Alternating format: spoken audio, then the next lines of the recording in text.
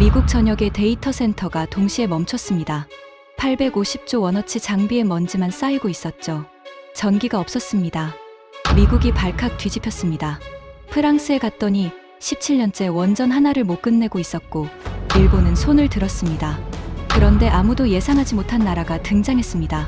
전 세계를 경악시킨 그 충격적인 전말을 지금 공개합니다. 시작하기 전 구독과 좋아요, 그리고 대한민국 화이팅 댓글로 한국을 응원해주세요. 저는 제임스 콜린스입니다. 실리콘밸리에서 25년간 데이터 센터를 설계하고 건설해 온 사람이죠. 현재 미국 빅테크 기업의 데이터 센터 인프라를 총괄하는 부사장입니다. 쉽게 말하면 여러분이 쓰는 AI 챗봇, 클라우드 서비스, 스트리밍 영상, 이 모든 것이 돌아가는 물리적 공간을 만드는 사람입니다. 그날 텍사스 서버룸에 직접 서 있었습니다. 경보음이 울리는 순간 서버 렉 사이를 걸으면서 손으로 장비를 만져봤습니다. 뜨거웠습니다. 수만 대의 서버가 뿜어내는 열기가 냉방 시스템으로도 감당이 안 되고 있었죠. 땀이 등줄기를 타고 흘러내렸습니다. 현장 관리자 맷 도일이 뛰어왔습니다. 얼굴이 하얗게 질려 있었죠. 부사장님, 지금 A동 전체를 셧다운하지 않으면 변압기가 과부하로 날아갑니다. A동에 뭐가 있지? AI 훈련용 GPU 클러스터 전부요. 12,000대입니다. 저는 이마를 짚었습니다. 그 클러스터를 구축하는데 6개월이 걸렸습니다. 칩 하나에 수천만 원짜리 최신형 GPU를 12,000개나 쌓아 올린 겁니다. 그런데 전기가 모자라서 못 돌린다고요. 셧다운에 그 한마디를 내뱉는 순간 가슴이 내려앉았습니다. 수조 원짜리 장비가 그냥 꺼지는 거였으니까요. 그날 저녁 호텔로 돌아와서 노트북을 열었습니다. 우리 회사가 현재 미국 전역에 보유하고 있는 데이터 센터 자산을 전부 합산해 봤습니다. 서버, GPU, 네트워크 장비, 냉각 시스템, 건물까지 합치면 총 자산 가치가 어마어마했습니다. 그리고 그 옆에 현재 가동률을 적었죠. 숫자를 보는 순간 손이 멈췄습니다. 전체 자산의 38%만 가동되고 있었습니다. 나머지 62%는 설치만 해놓고 전기가 없어서 켜지도 못하는 상태였던 겁니다. 850조 원어치 장비의 먼지만 쌓이고 있었습니다. IT 업계 25년 동안 이런 경험은 처음이었습니다. 소프트웨어가 안 돌아간 적은 있어도 하드웨어를 깔아놓고 전기가 없어서 못 쓰는 상황이라니요. 이건 제가 알던 세계가 아니었습니다.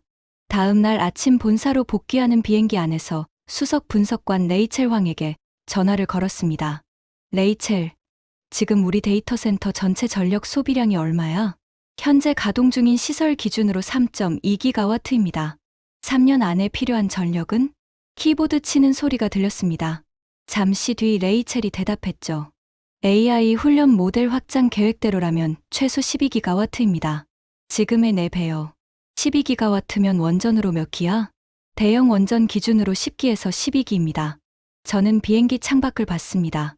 구름 아래로 텍사스 평원이 끝없이 펼쳐져 있었죠. 저 땅 어딘가에 850조 원어치 장비가 전기를 기다리며 잠들어 있었습니다. 그리고 그건 우리 회사만의 문제가 아니었습니다. 같은 주에 미국 빅테크 4개사가 거의 동시에 연방정부에 긴급 서한을 보냈습니다. 내용의 핵심은 충격적이었죠. 3년 안에 대규모 전력이 확보되지 않으면 데이터 센터 신규 투자를 해외로 이전할 수밖에 없다. 이건 단순한 기업 문제가 아니었습니다. AI 훈련 시설이 해외로 나가면 기술 패권이 따라 나갑니다. 기술 패권이 나가면 군사 우위가 흔들리고 군사 우위가 흔들리면 미국이라는 나라 자체가 위태로워지는 거죠. 전기 한 줌 때문에 미국의 미래가 통째로 흔들리고 있었습니다. 그리고 그 서한이 나간 직후 에너지부에서 긴급 소집 연락이 왔습니다. 솔직하게 고백하겠습니다. 저는 전기에 대해 아무것도 몰랐습니다. 25년간 데이터 센터를 지으면서 전력 계약은 항상 인프라팀이 알아서 했습니다. 저는 서버 배치, 냉각 설계, 네트워크 구조, 그런 것만 신경 썼죠. 콘센트에 플러그를 꽂으면 전기가 나오는 건 공기처럼 당연한 것이었습니다. 실리콘밸리 전체가 그랬습니다. 우리는 코드의 세계에 살고 있었죠. 소프트웨어 한 줄이면 세상을 바꿀 수 있다고 믿었습니다. AI가 인류의 미래를 결정한다고 떠들면서 정작 그 AI를 돌리는 전기가 어디서 오는지는 생각해 본 적도 없었던 겁니다. 에너지부 회의에 가기 전날 밤 레이첼에게 물었습니다. 레이첼, 나 하나만 물어볼게. 미국 전기는 주로 뭘로 만드는 거야? 레이첼이 안경 너머로 저를 쳐다봤습니다. 그 눈빛이 아직도 기억납니다. 놀람과 한심함이 반반 섞인 표정이었죠. 부사장님이 지금 그걸 모르셨어요? 알긴 아는데 정확히는 몰라. 천연가스가 43%, 석탄이 16%, 원자력이 18%, 나머지가 재생에너지하고 수력이에요. 원자력이 18%나 돼? 네. 그런데 문제가 있어요. 뭔데? 그 원전들이 거의 다 40년에서 50년 된 거예요. 신규 건설은 반세기째 사실상 올스톱 상태고요. 저는 그 말을 듣고도 심각성을 못 느꼈습니다. 그냥 새로 지으면 되지 않나? 돈이면 되는 거 아닌가? 그게 실리콘밸리식 사고방식이었죠. 문제가 있으면 돈을 쏟아부으면 된다. 기술이 없으면 인수하면 된다. 인력이 부족하면 연봉을 올리면 된다. 워싱턴에 도착해서 에너지부 건물에 들어가는 순간 분위기가 달랐습니다. 로비에서부터 사람들의 표정이 장례식장 같았죠. 회의실에 들어가니 20명 넘는 사람들이 앉아 있었습니다. 에너지부 차관보, 국방부 관계자, 전력회사 임원들, 그리고 저처럼 빅테크에서 온 사람이 4명이었습니다. 서로 눈을 마주치지 않더군요. 에너지부 차관보가 화면을 켰습니다. 미국 전역 전력 수급 예측 지도였죠. 현재는 대부분 초록색이었습니다. 그런데 다음 슬라이드로 넘기자 3년 후 지도가 뜨더군요. 텍사스부터 시작해서 버지니아, 조지아, 오레곤까지 빨간색으로 물들어 있었습니다. 전력 부족 구간이었죠. 현재 미국 전역에서 승인 대기 중인 데이터 센터가 350곳이 넘습니다. 차관보의 목소리가 낮게 깔렸습니다. 이 시설들이 전부 가동되면 필요한 추가 전력은 원전 40기 분량입니다. 문제는 이 전력을 어디서 확보하느냐는 겁니다. 국방부 관계자가 끼어들었죠. 천연가스 발전소를 더 지으면 안 됩니까? 가스 발전소는 탄소 배출 규제에 걸립니다. 그리고 무엇보다 기저 전력으로는 한계가 있어요. 24시간 365일 쉬지 않고 돌아가야 하는 데이터 센터에는 원전만큼 안정적인 전원이 없습니다. 재생에너지는요? 태양광, 풍력. 차관보가 고개를 저었습니다. 해가 지면 태양광은 멈추고 바람이 안 불면 풍력도 멈춥니다. AI 서버는 안 멈추죠. 데이터 센터 기저 전력은 원전이 답입니다. 회의실이 조용해졌습니다. 저는 그제야 사태의 심각성을 느끼기 시작했죠. 옆에 앉은 다른 빅테크 임원 닉 웨버가 저한테 고개를 기울이며 속삭였습니다. 제임스, 이거 생각보다 심각한 것 같은데. 응, 나도 지금 느끼고 있어. 우리가 전기 걱정을 할 줄은 몰랐지. 닉의 얼굴에 쓴웃음이 번졌습니다. 저도 같은 표정이었을 겁니다. 세계 최고의 기술 기업을 운영하면서 전기가 모자라다니요. 이건 마치 세계 최고의 레이싱카를 만들어 놓고 주유소가 없는 것과 같은 상황이었습니다. 차관보가 다음 슬라이드로 넘겼습니다. 그러면 원전을 새로 지으면 됩니다. 당연한 이야기죠. 잠시 뜸을 들이더니 말했습니다. 하지만 지금 미국에는 원전을 지을 능력이 없습니다. 회의실 공기가 한순간에 얼어붙었습니다. 세계 최초로 원자력 발전에 성공한 나라가 원전을 지을 능력이 없다고요. 저는 귀를 의심했습니다. 하지만 차관보의 표정은 농담과는 거리가 멀었죠. 그때부터 저는 미국 원전 산업의 민낯을 처음으로 알게 됐습니다. 그리고 그 민낯은 제가 상상했던 것보다 훨씬 처참했습니다. 회의가 끝나고 저는 곧바로 조지아주로 날아갔습니다. 보글 원전 현장을 직접 보기 위해서였죠. 미국에서 반세기 만에 처음으로 짓고 있는 신규 원전이었습니다. 이게 어떤 상태인지 직접 눈으로 확인해야 했습니다. 현장에 도착한 순간 첫 번째로 느낀 건 규모였습니다. 거대했습니다. 콘크리트 구조물이 하늘을 찌르듯이 솟아 있었고 크레인 수십 대가 늘어서 있었죠. 겉보기에는 대단해 보였습니다. 그런데 가까이 가보니 이상한 점이 눈에 들어왔습니다. 크레인이 움직이지 않았습니다. 거대한 크레인 수십 대가 하늘을 향해 팔을 벌리고 있는데 단 한 대도 작동하지 않고 있었죠. 현장에 인부들이 보이긴 했지만 어딘가 느릿느릿했습니다. 활기가 없었습니다. 현장 관계자 토니 마르케스가 저를 안내해줬습니다. 안전모를 쓰고 현장을 걸으면서 그가 말했죠. 콜린스 씨, 솔직히 말씀드리겠습니다. 이 프로젝트는 원래 7년 만에 끝낼 계획이었어요. 지금 몇 년째죠? 14년째입니다. 2배가 걸렸네요. 토니가 헬멧 안에서 씁쓸하게 웃었습니다. 2배가 아닙니다. 아직 끝나지 않았거든요. 예산도 원래 계획의 3배를 넘겼습니다.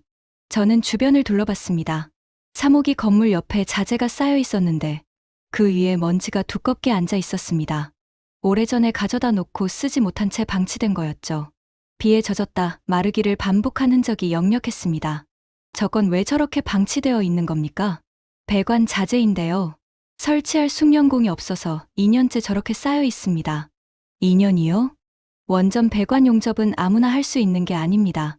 특수 자격증이 필요한데 그 자격증을 가진 기술자가 미국에 거의 남아있지 않아요. 토니가 걸음을 멈추고 저를 쳐다봤습니다. 콜린스 씨, 이걸 어떻게 설명해야 할까요? 레시피는 있는데 요리사가 없는 식당이라고 생각하시면 됩니다. 세계 최고의 레시피가 주방에 붙어 있는데 그 요리를 만들 수 있는 셰프가 전부 은퇴해버린 거예요. 그 비유가 가슴에 꽂혔습니다. 저는 IT 업계 사람이라 이런 상황을 한 번도 겪어본 적이 없었거든요. 실리콘밸리에서는 엔지니어가 모자라면 연봉을 올리면 됩니다. 인도에서 데려오면 됩니다. 하지만 원전은 달랐습니다. 원전 용접공은 6개월 연수로 만들 수 있는 인력이 아니었습니다. 수십 년의 현장 경험이 축적되어야 하는 기술이었죠. 저는 물었습니다. 도대체 왜 이렇게 된 겁니까? 미국이 원전을 처음 만든 나라 아닙니까? 토니가 깊은 한숨을 내쉬었습니다.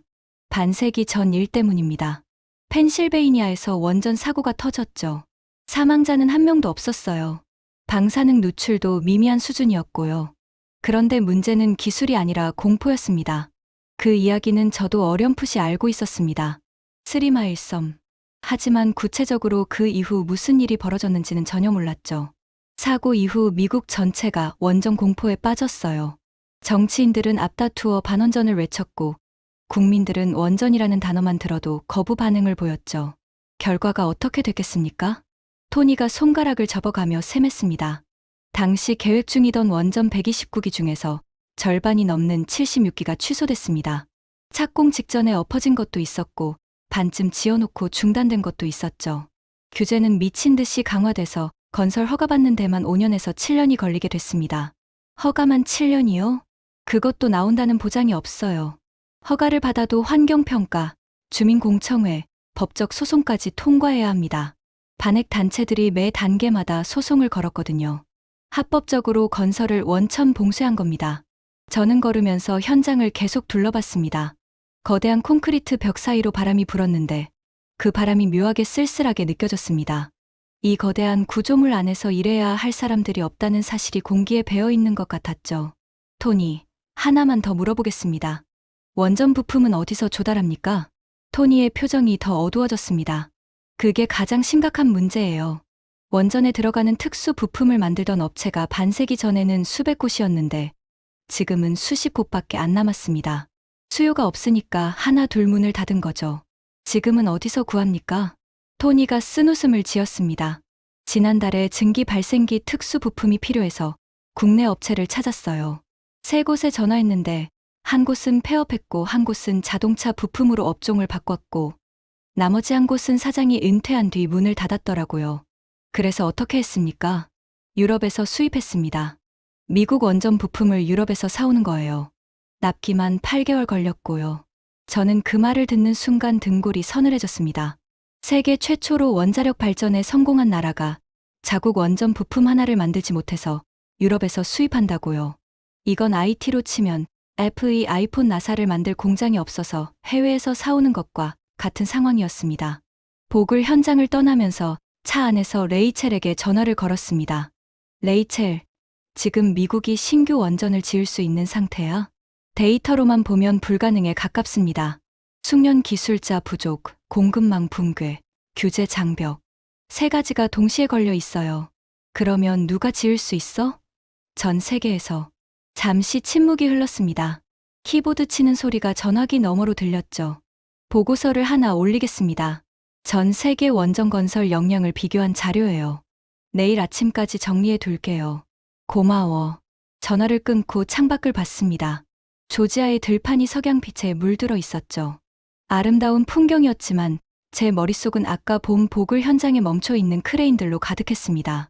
호텔에 도착해서 샤워를 하고 침대에 누웠는데 잠이 오지 않았습니다. 천장을 보면서 계속 같은 생각이 맴돌았죠. 850조 원어치 장비가 전기를 기다리고 있다.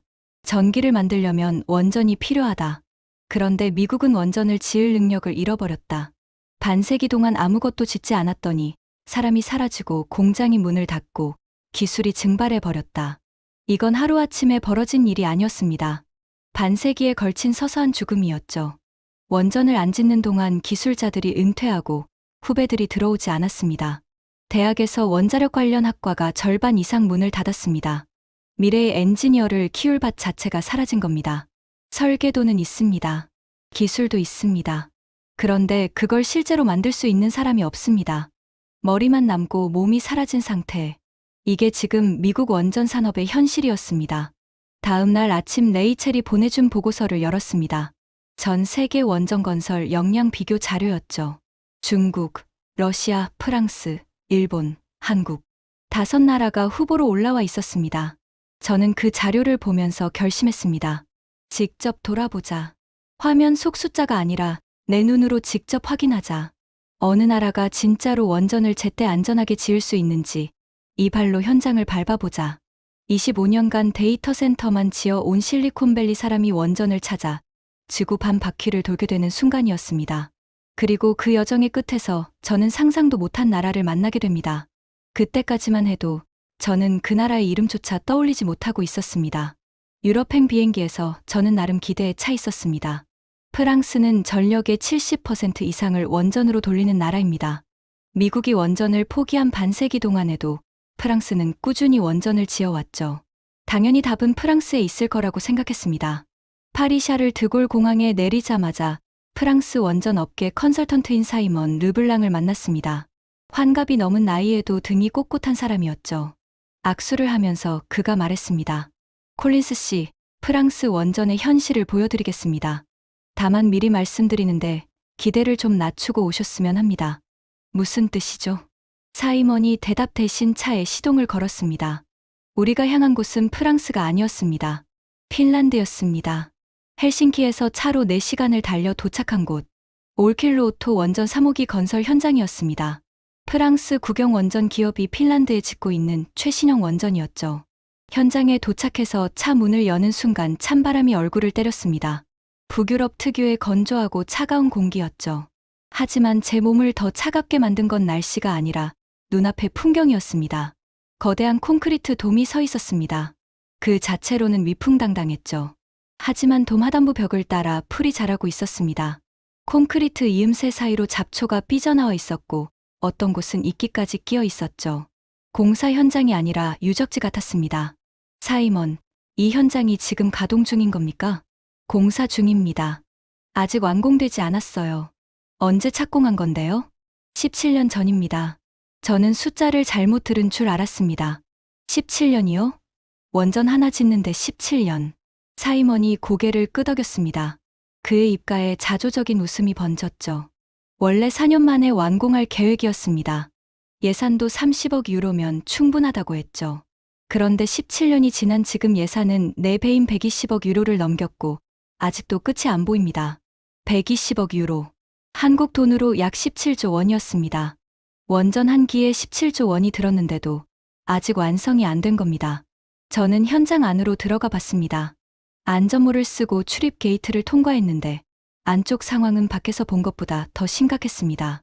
배관이 설치되다 만 채로 비닐에 감겨 있었고 용접 장비가 녹슨 채로 한쪽에 쌓여 있었죠.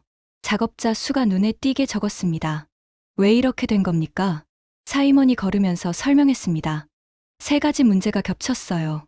첫째, 설계 변경이 수십 번 일어났습니다. 착공 후에 규제 기준이 바뀌면 이미 지은 부분을 뜯어내고 다시 지어야 했죠. 둘째, 숙련 기술자 부족이에요. 프랑스도 20년 넘게 신규 원전을 안 지었거든요. 기술자들이 은퇴하고 후배가 안 들어왔죠. 셋째, 사이먼이 걸음을 멈추고 저를 봤습니다. 셋째는 조직 문화입니다. 관료주의가 현장을 잡아먹었어요. 볼트 하나를 바꾸려면 파리 본사 승인을 받아야 합니다. 승인에 3주가 걸리죠. 3주 동안 현장은 멈춰 있고요. 볼트 하나에 3주요? 네. 원전이라서 안전 규정이 엄격한 건 당연합니다. 하지만 문제는 안전이 아니라 비효율이에요. 안전과 비효율은 다른 겁니다. 저는 현장을 걸으면서 계속 주위를 둘러봤습니다. 가장 인상적이었던 건 소리였습니다. 아니, 정확히는 소리가 없다는 것이었죠. 원전 건설 현장이라면 당연히 기계 소리, 용접 불꽃 소리, 사람들의 고함 소리가 들려야 할 텐데, 이곳은 바람 소리와 새 소리뿐이었습니다. 차로 돌아오는 길에 사임원이 말했습니다. 콜린스 씨, 솔직히 말씀드리겠습니다. 저는 40년간 프랑스 원전 산업에 몸담아 왔어요. 그 자부심으로 살아온 사람입니다. 그가 창밖을 보며 말을 이었죠. 그런데 지금 프랑스에게 대규모 원전 건설을 맡기시면 안 됩니다. 우리도 지금 자기 문제를 풀지 못하고 있으니까요. 프랑스 원전의 자존심이라 할 수 있는 사람이 직접 그렇게 말하는 걸 듣는 순간 가슴이 답답해졌습니다. 첫 번째 후보가 무너졌습니다. 핀란드에서 돌아온 다음 주 저는 도쿄행 비행기에 올랐습니다. 일본은 한때 원전 54기를 운영하던 나라입니다. 미국 다음으로 많은 원전을 보유하고 있었죠. 기술력도 세계 정상급이었고요. 하지만 모든 것을 바꾼 사건이 있었습니다. 후쿠시마. 그 이름만 듣고도 전 세계가 고개를 돌리는 사건이었죠. 저도 알고는 있었지만 그 이후 일본 원전 산업이 어떻게 됐는지는 구체적으로 모르고 있었습니다. 도쿄에서 만난 사람은 전직 일본 원전 업계 고위 관계자였습니다. 이름은 밝히기 어렵지만 일본 원전 정책의 핵심에 있던 사람이라는 것만 말씀드리겠습니다. 미즈노라고 부르겠습니다. 미즈노 씨와 도쿄 시내의 한 호텔 라운지에서 만났습니다. 창밖으로 도쿄 타워가 보였죠. 미즈노 씨는 은발에 단정한 양복을 입고 있었습니다. 다만 눈가에 깊은 주름이 새겨져 있었는데 그게 단순한 나이 탓만은 아니라는 느낌이 들었습니다. 콜린스 씨, 미국에서 원전 파트너를 찾고 계시다고 들었습니다. 네, 프랑스를 먼저 봤는데 상황이 좋지 않더군요. 미즈노 씨가 찻잔을 내려놓았습니다. 찻잔이 접시에 닿는 소리가 조용한 라운지에 울렸죠. 프랑스도 어렵죠. 우리도 마찬가지입니다. 일본도요? 54기나 운영하시던 나라가? 미즈노 씨의 눈이 잠시 어두워졌습니다. 54기라는 숫자는 과거형입니다. 지금 가동 중인 건 12기뿐이에요. 나머지는 전부 멈춰 있죠. 42기가 멈춰 있다고요? 네. 그리고 재가동 승인을 받으려면 새로운 안전 기준을 통과해야 하는데 그 심사에만 수년이 걸립니다. 후쿠시마 이후 일본 국민의 80%가 원전에 부정적이에요. 정치인들이 재가동을 밀어붙이기가 거의 불가능한 상황이죠. 하지만 일본은 기술력이 있지 않습니까? 신규 건설은 가능하지 않나요? 미즈노 씨가 고개를 천천히 저었습니다. 기술은 쓰지 않으면 죽습니다. 15년 가까이 신규 건설이 전무했어요. 그 사이에 기술자들이 다른 업계로 빠져나갔습니다. 젊은 엔지니어들이 원전 분야에 오려고 하지 않아요. 미래가 없다고 생각하니까요. 그 말이 보글 현장에서 들었던 이야기와 정확히 겹쳤습니다. 미국이나 일본이나 같은 병을 앓고 있었던 겁니다. 원전을 안 짓는 동안 사람이 떠나고 기술이 시들고 산업 자체가 서서히 소멸하는 병이었죠. 저는 커피잔을 내려놓고 직접적으로 물었습니다. 미즈노 씨, 그러면 지금 전 세계에서 원전을 제대로 지을 수 있는 나라가 어디라고 보십니까? 미즈노 씨는 한참 동안 말이 없었습니다. 창밖의 도쿄 타워를 바라보더군요. 저는 그가 답을 피하려는 건가 싶었습니다. 하지만 그는 입을 열었습니다. 콜린스 씨, 저는 40년간 원전 업계에 있었습니다. 일본의 기술력에 대한 자부심이 대단했죠. 우리가 세계 최고라고 믿었습니다. 잠시 뜸을 들인 뒤 그가 말을 이었습니다. 하지만 지금 이 순간 전 세계에서 대형 원전을 공기 내에 예산 내에 지을 수 있는 나라를 한 곳만 꼽으라면 솔직히 한국입니다. 저는 그 말을 듣고 의자에 등을 기댔습니다. 일본 원전 업계의 거물이 한국을 꼽다니요. 한국과 일본은 같은 분야에서 수십 년간 경쟁해온 라이벌입니다. 그 라이벌이 상대방의 우위를 인정하는 건 보통 일이 아니었죠. 왜 한국입니까? 한 가지 이유입니다. 멈추지 않았기 때문이에요. 멈추지 않았다? 미국은 반세기 동안 원전을 안 지었습니다. 프랑스도 20년 넘게 쉬었죠. 일본은 후쿠시마 이후 15년간 정지 상태고요. 그런데 한국은 단 한 번도 멈추지 않았어요. 계속 지었습니다. 국내에서 지었고 해외에서도 지었죠. 중동 사막 한복판에서도 지었어요. 중동이요? 아랍에미리트 바라카 원전입니다. 대형 원전 사기를 공기 내에 완공했어요. 그것도 사막 한복판에서요. 기온이 50도가 넘는 환경에서 사기를 제때 끝냈습니다. 지금 전 세계에서 이런 실적을 가진 나라가 한국 말고 어디에 있습니까? 미즈노 씨의 목소리에 감정이 실렸습니다. 인정이라기보다 탄식에 가까운 톤이었죠. 자기 나라가 해내지 못한 것을 경쟁국이 해낸 현실을 직시하는 사람의 목소리였습니다. 콜린스 씨, 저도 한국이 이 정도일 줄은 몰랐습니다. 인정하기 싫었어요. 하지만 숫자는 거짓말을 하지 않습니다. 호텔을 나오면서 도쿄 거리를 걸었습니다. 네온사인이 빛나는 밤거리였지만 제 머릿속은 미즈노 씨의 마지막 말로 가득했습니다. 멈추지 않았기 때문에. 그 단순한 말이 이상하게 계속 맴돌았습니다.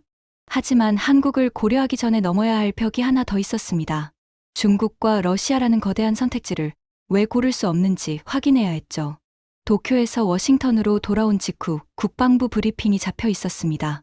원전 파트너 선정에서 안보 검토는 필수였거든요. 레이첼과 함께 펜타곤으로 향했습니다. 브리핑룸에 들어서자 공기가 달랐습니다.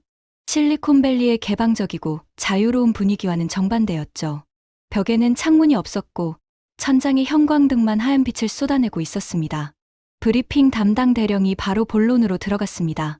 콜린스 부사장, 중국과 러시아 원전 기술에 관심이 있으시다고 들었습니다. 관심이라기보다 옵션으로 검토하고 있습니다. 기술력만 놓고 보면 두 나라 다 원전 건설 경험이 풍부하니까요. 대령이 화면을 켰습니다. 첫 번째 슬라이드에 중국 원전 현황이 떴죠. 맞습니다.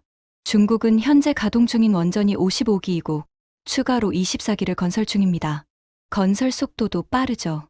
러시아도 해외에 원전을 수출한 경험이 풍부합니다. 터키, 방글라데시, 이집트에서 동시에 원전을 짓고 있어요. 그러면 기술적으로는 가능한 거 아닙니까? 기술적으로는 가능합니다. 대령이 잠시 멈췄습니다. 하지만 기술이 문제가 아닙니다. 다음 슬라이드로 넘어갔습니다. 화면에 미국 전력망 지도가 떴죠. 빨간 점으로 표시된 곳이 미국 내 원전 위치였습니다. 원전은 단순한 발전소가 아닙니다. 국가 기관 인프라의 심장이에요. 원전 제어 시스템에는 디지털 통신 모듈이 내장되어 있습니다. 건설 과정에서 이 시스템의 핵심 코드에 접근할 수 있는 국가가 중국이나 러시아라면 어떤 일이 가능할까요? 대령이 저를 똑바로 쳐다봤습니다. 최악의 시나리오를 말씀드리겠습니다. 유사시에 원격으로 원전 냉각 시스템을 정지시킬 수 있습니다. 전력망 전체를 마비시킬 수도 있죠. 스위치 하나로 미국 동부 전체의 불이 꺼질 수 있다는 이야기입니다. 등골이 서늘해졌습니다. 저는 IT 업계 사람이라 사이버 보안의 위험성을 잘 알고 있었거든요. 소프트웨어 백도어 하나면 시스템 전체가 뚫릴 수 있다는 걸 수도 없이 봐왔죠. 하지만 보안 검증을 철저히 하면 되지 않습니까? 원전 제어 시스템의 코드는 수천만 줄입니다. 그 안에 숨겨진 백도어를 100% 찾아낼 수 있다고 장담할 수 있는 사람은 이 세상에 없습니다. 레이첼이 옆에서 메모를 하다가 고개를 들었습니다. 대령님, 그러면 중국과 러시아가 지은 해외 원전에서 실제로 문제가 발생한 적이 있습니까? 공식적으로 확인된 사례는 없습니다. 하지만 비공식적으로는 여러 의심 사례가 보고되고 있어요. 특히 러시아가 지은 원전의 경우 유지보수 계약이 러시아 국영기업에 종속됩니다. 부품 공급도 러시아에 의존하게 되죠. 이건 기술 협력이 아니라 기술 종속입니다. 대령이 마지막 슬라이드를 보여줬습니다. 결론입니다. 중국과 러시아의 원전 기술은 우수합니다. 하지만 미국 본토에 중국 또는 러시아 기술이 들어간 원전을 세우는 것은 국가 안보 차원에서 절대 허용할 수 없습니다.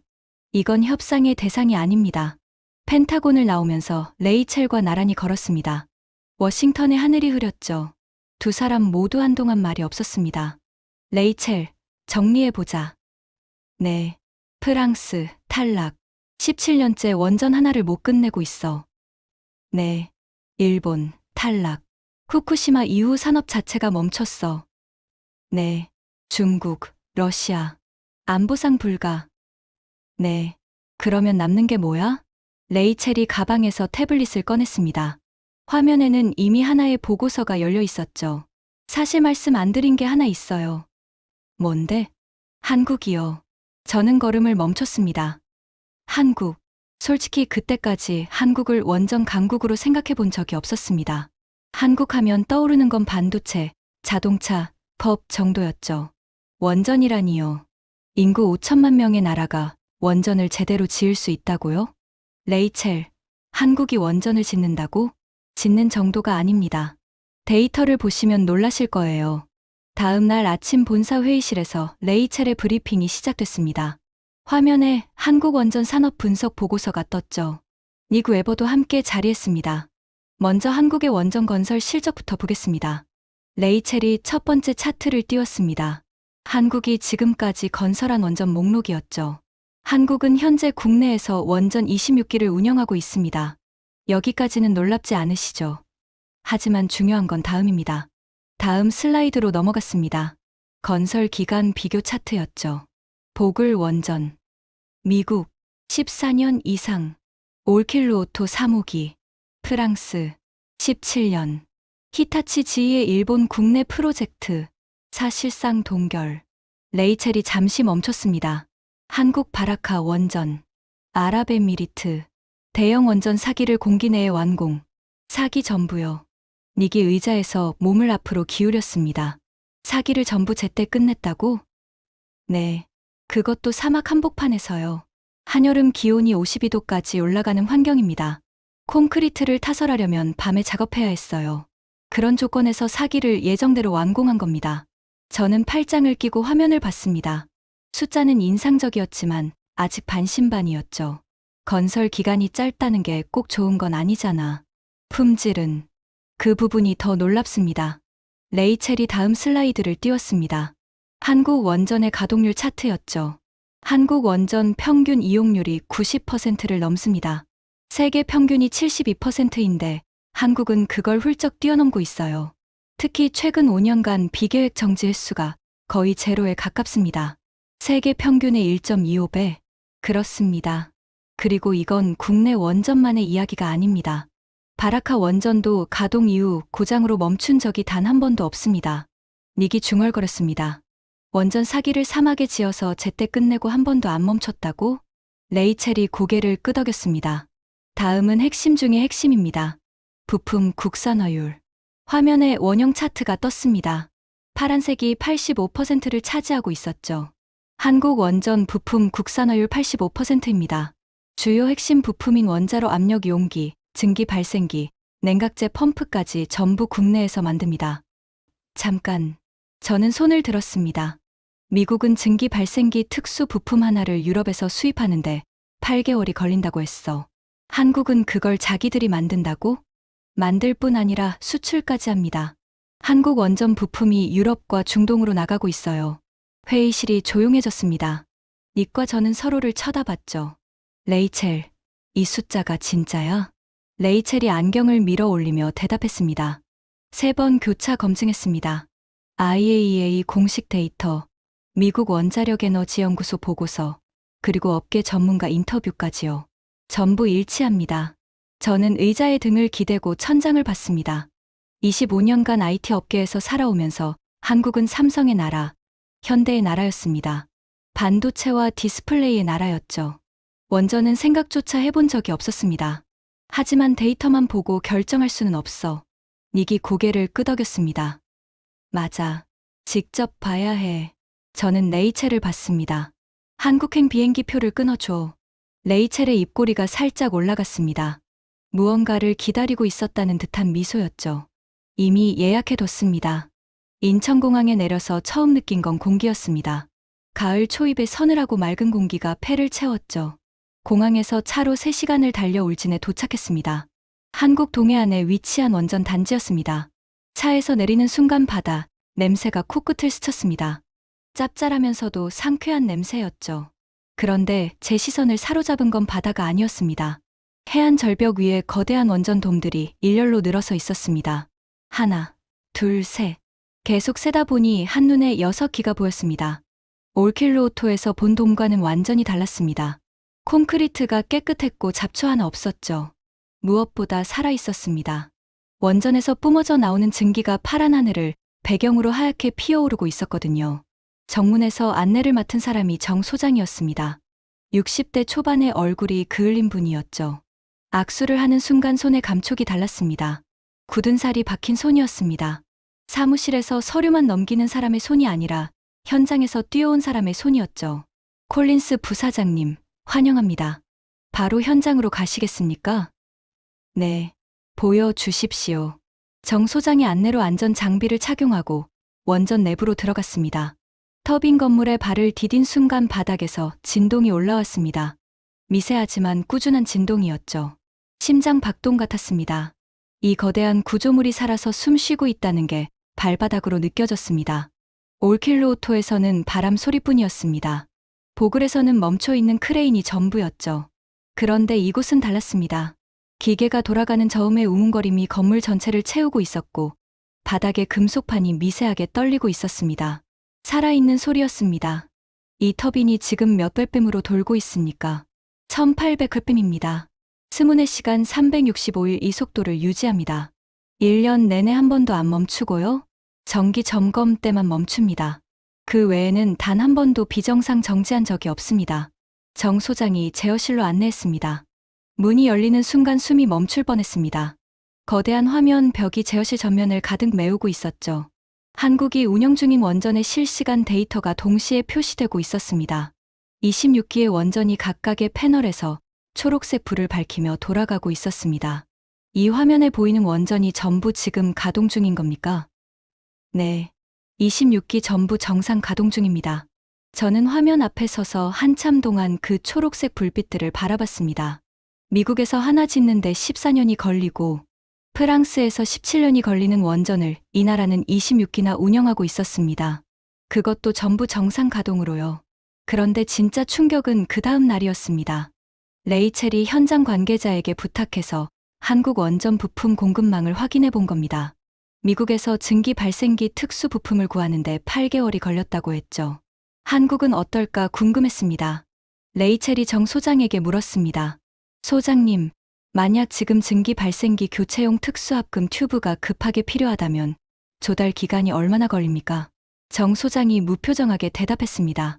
규격에 따라 다르지만 재고가 있으면 이틀이면 됩니다. 없으면 제작해야 하니까 한 달 정도요. 레이첼이 저를 돌아봤습니다. 눈이 커져 있었죠. 저도 같은 표정이었을 겁니다. 미국에서 8개월 걸리는 걸 이틀에서 한 달 안에 조달한다고요? 한국 내에 부품업체가 살아있으니까요.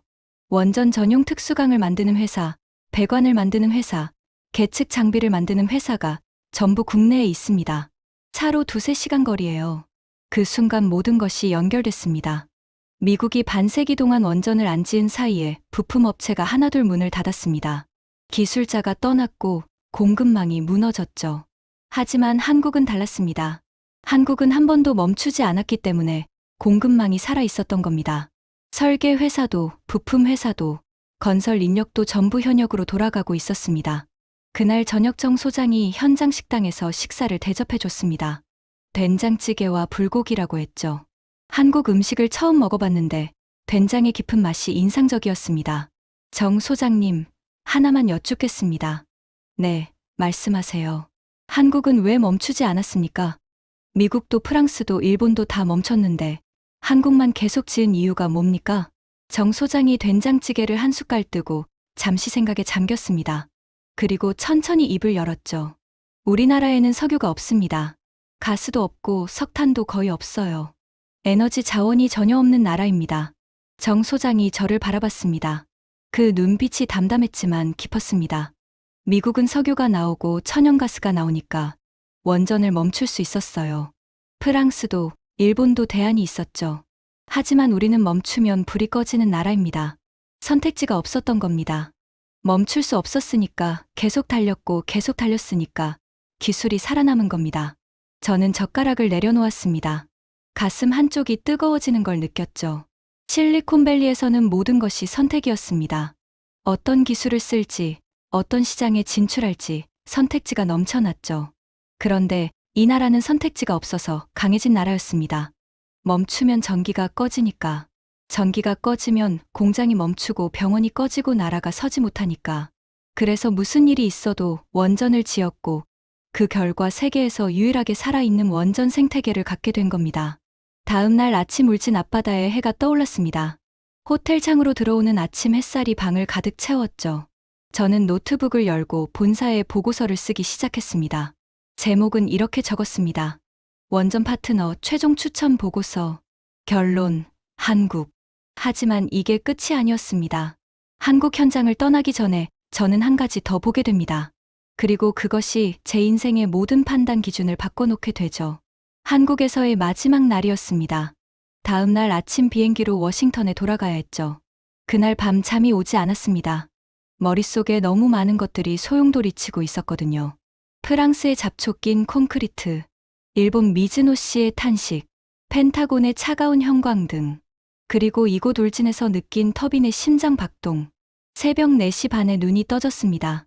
어차피 잠이 안 오니까 현장을 한 번 더 둘러보자는 생각이 들었죠. 정 소장에게 양해를 구하고 원전 정문으로 걸어갔습니다. 새벽 공기가 차갑고 맑았습니다. 동해 쪽 수평선이 아직 깜깜했죠. 그런데 정문 앞에서 이상한 광경을 봤습니다. 차들이 줄지어 들어오고 있었습니다. 새벽 5시가 채 안 된 시각이었습니다. 그런데 수십 대의 차가 주차장으로 들어오고 있었죠. 차 문이 열리면서 사람들이 하나둘 내리기 시작했습니다. 두꺼운 점퍼를 입고 안전모를 손에 든 사람들이었습니다. 어떤 사람은 보온병에서 커피를 따라 마시고 있었고, 어떤 사람은 동료와 낮은 목소리로 인사를 나누고 있었죠. 교대조였습니다. 새벽 교대를 위해 출근하는 기술자들이었습니다. 저는 정문 옆에 서서 그 장면을 한참 바라봤습니다. 한 사람 한 사람의 얼굴을 보면서요. 20대 젊은 직원도 있었고 50대 중반으로 보이는 베테랑도 있었습니다. 그들의 얼굴에는 특별한 표정이 없었습니다. 영웅적인 비장함도 없었고 억지스러운 열정도 없었죠. 그냥 출근하는 사람들의 평범한 얼굴이었습니다. 그런데 그 평범함이 저를 때렸습니다. 미국에서 원전 기술자를 구하려면 전국을 뒤져야 합니다. 은퇴한 사람을 붙잡아서 계약직으로 데려와야 하죠. 프랑스에서는 파리 본사 승인을 받는데 3주가 걸립니다. 일본에서는 젊은 엔지니어가 원전 업계에 오려고 하지 않습니다. 그런데 이 나라에서는 새벽 5시에 수십 명의 기술자가 당연하다는 듯이 출근하고 있었습니다. 아무도 대단한 일을 한다는 표정이 아니었습니다. 그냥 자기 일을 하러 오는 사람들이었죠. 그 순간 깨달았습니다. 한국 원전의 진짜 경쟁력은 기술이 아니었습니다. 부품도 아니었고 공급망도 아니었습니다. 새벽 5시에 아무 말 없이 출근하는 이 사람들이었습니다. 이 사람들이 반세기 동안 한 번도 멈추지 않고 원전을 돌려온 겁니다. 이 사람들이 있는 한 한국의 원전은 절대 멈추지 않을 거라는 확신이 들었습니다. 정 소장이 옆으로 다가왔습니다. 두 손에 종이컵 커피를 들고 있었죠. 하나를 제게 건네며 말했습니다. 잠이 안 오셨나 봅니다. 네, 생각이 많아서요. 정 소장도 교대조가 들어오는 모습을 지켜봤습니다. 그리고 조용히 말했죠. 콜린스 부사장님, 우리는 특별한 게 아닙니다. 네, 특별한 기술이 있어서 이렇게 된 게 아닙니다. 그냥 멈추지 않은 겁니다. 선배가 후배에게 기술을 넘기고 후배가 또 후배에게 넘기고 그 고리를 한 번도 끊지 않은 것뿐이에요. 저는 커피를 한 모금 마셨습니다. 뜨거운 액체가 목을 타고 내려갔죠. 동쪽 수평선에 빛이 번지기 시작했습니다. 주황빛이 바다 위로 퍼지면서 원전 돔이 표면을 물들였습니다. 흰색 돔이 황금빛으로 변하는 순간이었습니다. 그때 레이첼이 걸어왔습니다. 점퍼 주머니에 손을 넣고 있었는데 눈이 빨갛게 충혈되어 있었죠. 레이첼, 너도 잠을 못 잤구나. 네, 생각이 나서요. 무슨 생각? 레이첼이 해가 뜨는 바다를 바라보며 말했습니다. 저희 할아버지 이야기인데요. 할아버지? 할아버지가 한국전쟁 참전 용사셨어요. 1950년대에 부산에 주둔했었대요. 저는 처음 듣는 이야기였습니다. 할아버지가 돌아가시기 전에 자주 하시던 말씀이 있어요. 내가 마지막으로 본 한국은 폐허였다. 건물이란 건물은 다 무너져 있었고 아이들이 맨발로 뛰어다녔다. 그때 나는 이 나라가 다시 일어설 수 있을 거라고 생각하지 못했다. 레이첼의 목소리가 살짝 떨렸습니다. 그런데 할아버지가 돌아가시기 1년 전에 제가 삼성 스마트폰을 드렸거든요. 할아버지가 그 스마트폰을 한참 만지작거리시더니 이렇게 말씀하셨어요. 뭐라고? 그 폐허에서 이걸 만드는 나라가 됐다니. 내가 살아서 이걸 보다니. 바다 위로 해가 완전히 떠올랐습니다. 햇살이 눈부셨죠. 저는 선글라스를 꺼내 쓰면서 눈가를 훔쳤습니다. 선글라스 덕분에 레이첼은 눈치채지 못했을 겁니다. 폐허에서 세계 유일의 원전 강국이 된 나라. 미국이 반세기 동안 잃어버린 것을 이 나라는 지켜낸 겁니다. 아니, 지켜낸 정도가 아니었습니다.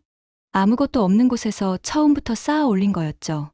저는 그 자리에서 결심했습니다. 더 이상 고민할 필요가 없었습니다. 3달 뒤, 텍사스 서부 사막이었습니다. 끝없이 펼쳐진 황토색 대지 위에 포크레인 수십 대가 늘어서 있었습니다. 임시 무대가 설치되어 있었고 좌석에는 수백 명의 사람들이 앉아 있었죠. 텍사스의 뜨거운 햇살 아래 모자를 눌러 쓴 사람들의 얼굴에 땀방울이 맺혀 있었습니다.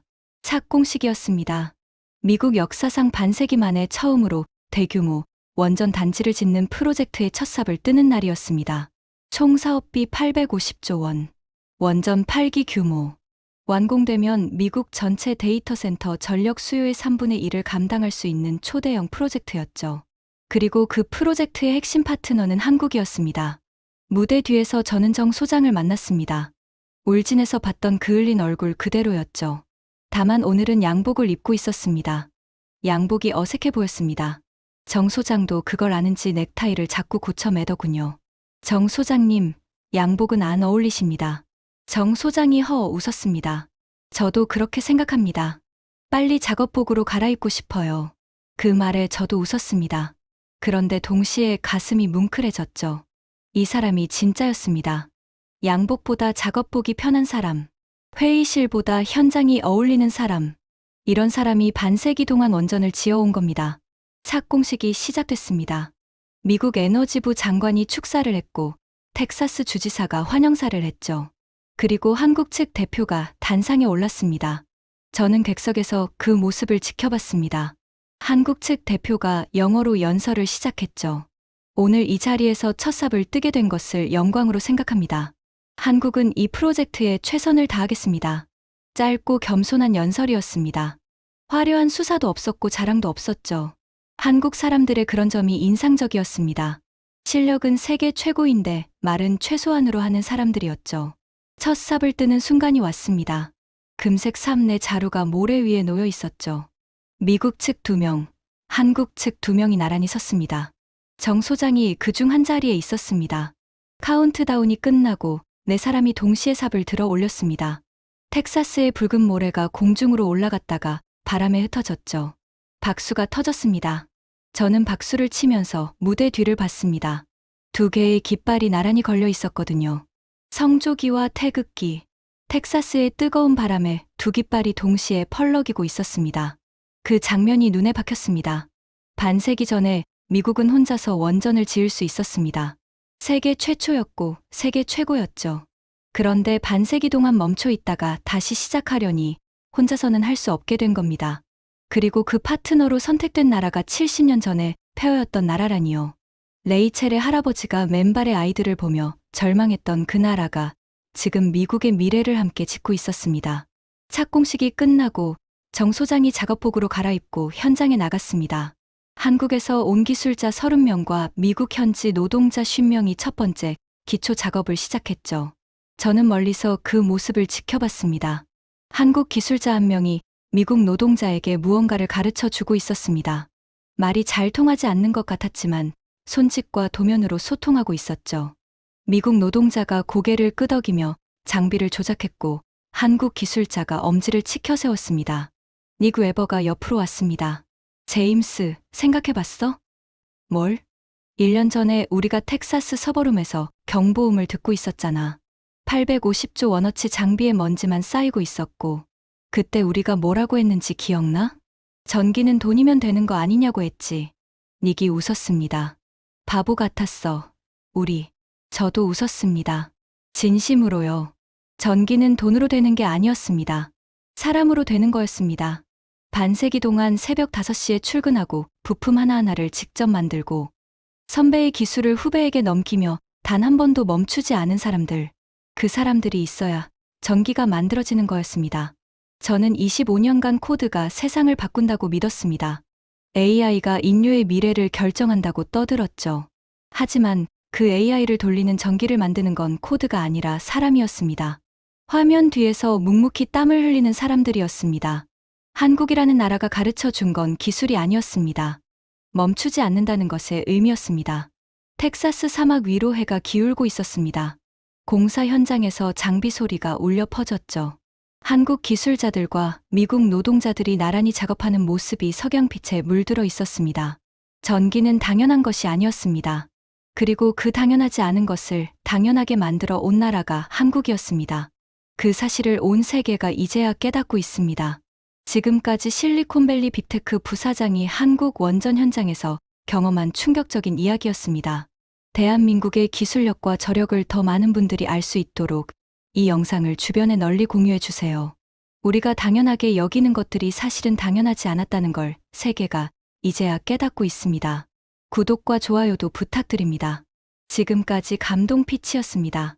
감사합니다.